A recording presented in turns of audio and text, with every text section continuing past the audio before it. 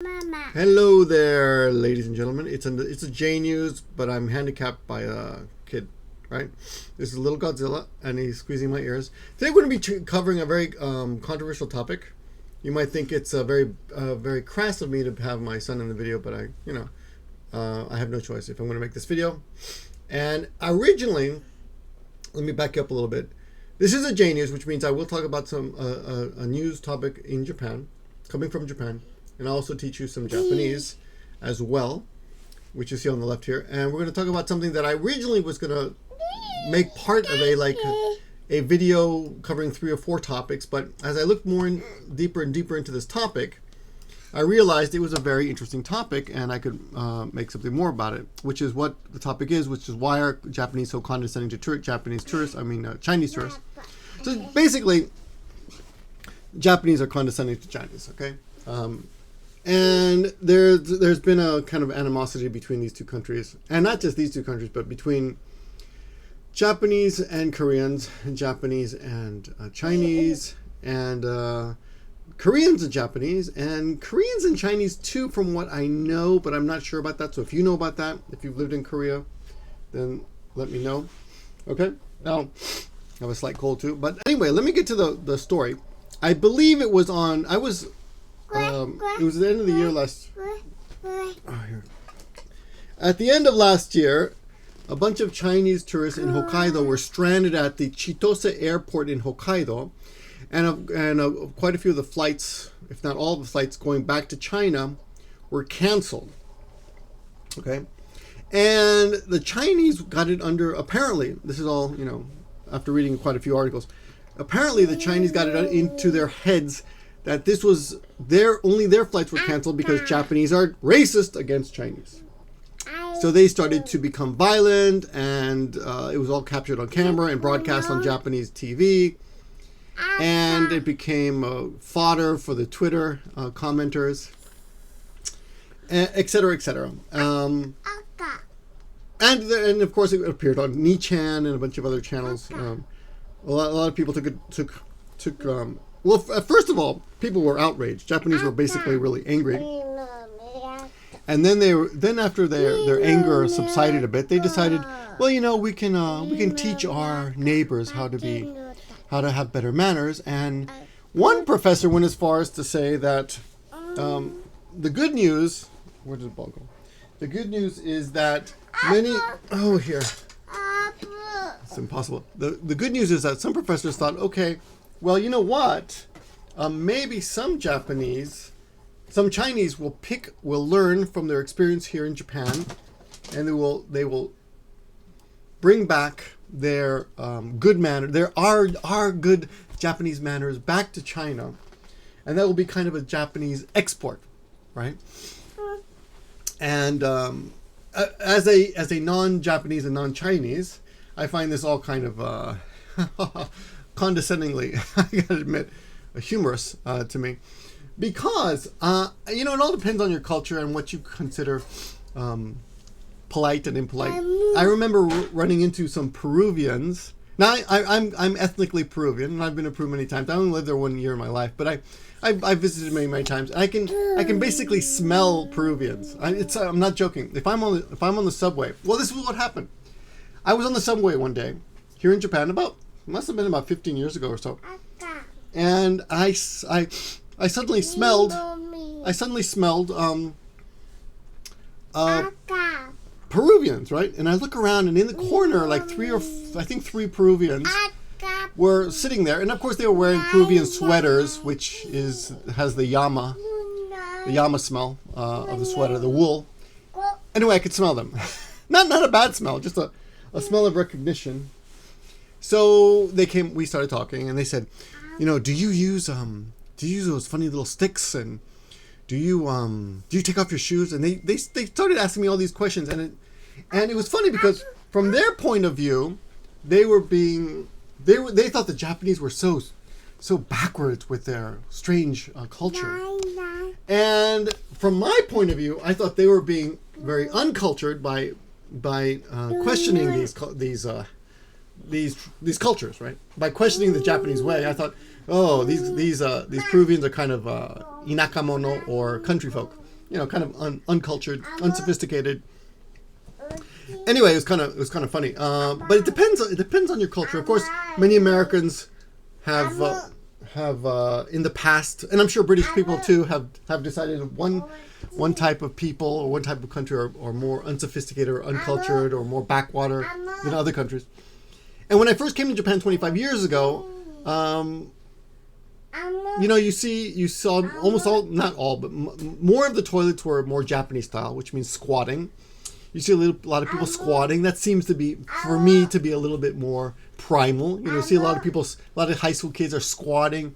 When I mean squatting, I mean like this. They're all the way down like this, squatting down in front of the convenience stores and smoking. And smoking, actually 25 years ago, you could smoke on the subway, on the platforms, and you saw that. And I thought, how unsophisticated, how behind this country is. Oh, the Japanese are so behind, right? And of course, when it comes to men and female issues, there's another issue. That's something, again, that many people criticize the Japanese on. Like, they're so behind other parts of the world. They're so sexist here. It's such a male-dominated country. All the office ladies have to serve tea for all the salarymen, and it's so bad that female dentists can't even. It's very hard for them to. It's very hard for them to get work here because nobody takes them seriously, and I even know one of my students is a female dentist, and luckily she works at a university, but even there she says she has to deal with just sexist behavior. So it is still that way. So in that way, we can easily say that superiority complex exists against the Japanese. But in this case, we're talking about the Chinese. So the Chinese, they got all violent in the airport, and the Japanese called them barbarians and. What other words they use? You can link the article. I'm linking you to this article here, which is by Julian Ryle, and I'm also going to link you to this article, which is about the actual fights and the mob mentality behavior that happened in the Hokkaido airport.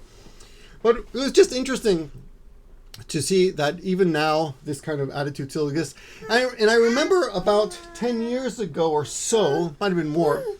There was an article here in Japan about the fact that the Japanese, in the English newspaper, about the fact that the Chinese in China, the Chinese government had to publish a pamphlet for Chinese who are traveling abroad to teach them how to behave. And some of those things that you might imagine, like it says, don't squat when you're waiting at the bus station.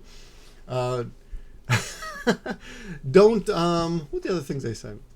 I don't remember. Oh, don't speak too loudly, things like that in public.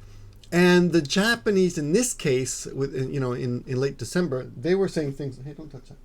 They were saying things like, Japanese were telling Chinese, you guys shouldn't fart in public, and don't steal cutlery don't forks and knives and spoons at restaurants, things like that. And it went so far as to a few years ago, the Hokkaido government published a little pamphlet for Chinese tourists to teach them how to behave in Japan. But of course, a Chinese resident living in Japan complained, and the Japanese government is very, very sensitive to complaints. So if you complain, they say, I'm sorry, and they take it away. So I guess they stopped publishing that paper, so you can't find it anymore. But I'd love to see one of those pamphlets that teaches the Chinese how to behave. It'd be really interesting. But things have changed. I mean, things change. I think, I don't know who said it. Maybe it might have even been me, but someone remarked once, it might have been me, that the Japanese are basically the same as the Chinese, but 10 years in the future, or 10 years ahead of them. So given time, the Chinese will learn what is internationally accepted and not accepted. For example, farting and burping in public. Things like that. Anyway, it's a pretty interesting couple of articles. What do you got? You got some food? Oh, that's garbage. Thank you. So check out the articles in there. Let me know if you have any thoughts about this, or if you've experienced any of this. I got to tell you, some of the complaints are ridiculous on the Japanese side. The Chinese will come over here. They'll go shopping. They will cut in line, which is annoying, but they'll also go to the stores and they will buy. They will shop crazy and they'll buy out everything. And this annoys the Japanese. But you would think they would be thankful that people would come over here and shop their nuts off and buy all that stuff, right? But I can understand a little bit of it because I have a kid, and one of the most popular things that gets sold out due to Chinese interest is diapers. So the Chinese will come over and buy the best diapers and then take them back to their countries. And then the local Japanese are like, oh my God, I need diapers. I don't have any. But we don't have to worry about that because we buy at Costco. We buy tons of diapers at once. So there's no problem there. Anyway, that's all I pretty much have to say about this. A couple articles, pretty interesting. I want to thank Julian Ryle, who's the writer. I don't know this guy, but I'd love to meet this guy. Interesting articles. I'm going to look for his material in the future. And let's get on to the Japanese learning section here. We've got some sections here. There's one. I'm going to link you also to this. There's links. You'll get the links in the description. But let's look at this. Chuugokujin kankoukyaku boubou. And I don't think I put the Japanese here. So let's blow this up so you can see it a little bit. Yeah. The title on this page is Chuugokujin, which is Chinese. Kankoukyaku. Did I get that right? I think I got that right. It could be kankoukyaku, which is tourist. And boubou is violence. So to become violent. Boubou is violence. Okay, so here are your three words. Let's break them up so you can see them. And you can read them. Whoops. Right. Okay, kankoukyaku. Oops. Got that in the wrong place. Chuugokujin. Chugoku, of course, is China. And hito at the end here, this little jin or hito is person. Kanko is tourism, and kyaku is like a customer. So kankoukyaku is a tourist. And this is Chinese. I should have had this prepared. I'm limited on time, so this is why. Shine. That was a mistake. That was not a Freudian mistake. And boubou is violence. What are you doing? Okay, I gotta keep my eye on this kid. Violence. Okay. Other words that we will cover here. Nihon. Whoops. Japanese. This computer automatically fixes my typing here. Nihon, of course. Here's the other headline. Like, Nihon no kuukou de Chugokujin kankoukyaku wa. Kowarechatta. It's broken. Yes. Okay. Just a second. He broke it. Kowarechatta. Broken. Okay. Let's go. I do apologize, but this is the cost of having a kid. Okay, let's go through the vocabulary here. Nihon, Japan, or Nippon, sometimes pronounced. There's a lesson on on Japanese for morons on why there's a difference. No is an apostrophe s, possessive particle, and kuukou is airport.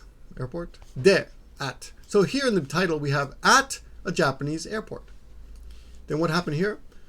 Chuugokujin kankoukyaku. I don't know why that's in parentheses. See these little marks here? This acts as the parentheses, the quotation marks. Chuugokujin kankoukyaku. Chugokujin, the Chinese people. Kankoukyaku. Kou. Sorry, there's a U there. Kankoukyaku. Typo though. Kankoukyaku ga. Ga is the subject marker. I forgot that. Ga. Subject marker, right?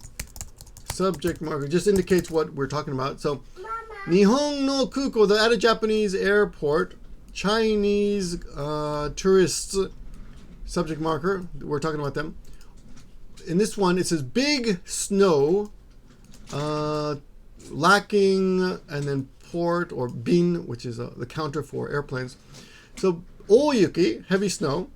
Kekkou, flight cancellation. So, heavy snow, ooyuki, kekkou, flight cancellation, ni, because of, hara tate, I got angry, and ooabare.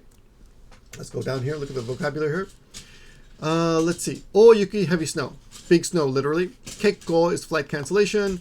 Hara o tateru. Hara ga tateru, hara o tateru is to get angry. So they were made angry. Oh, I guess I should put the ni here. I thought this was done. Sorry, guys.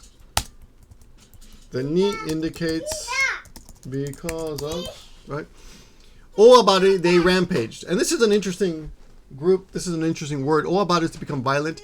Ooabare is big violence. Abareru is just to act violently. Ooabareru, ooabaresuru, I'm sorry, is to act really violently. And in America, we have the problem with nuts going into movie theaters and shooting everybody, or discos, gay discos and such. So for that, I picked a special word for you so you can explain American horrible culture, which is, our gun culture. It's my opinion that people shouldn't kill each other, okay, with guns. The ideal society would have 0 guns, but because we have guns, I do accept that America has to have guns, and I'm not arguing that today. But it is horrible that some guy will walk into a movie theater or a disco and kill 50 people, or as happened in Fort Lauderdale yesterday at an airport. So anyway, ooabaresuru ippiki ookami is a rampaging loner. Okay, so these are the articles. This is the vocabulary. That's your crazy lesson. I hope you learned something. I do apologize again, but for the kid, if you enjoyed that, that's nice too. But it won't be something I do every time. Anyway, that's all we got for now. Talk to you soon. I'm off to work. Bye.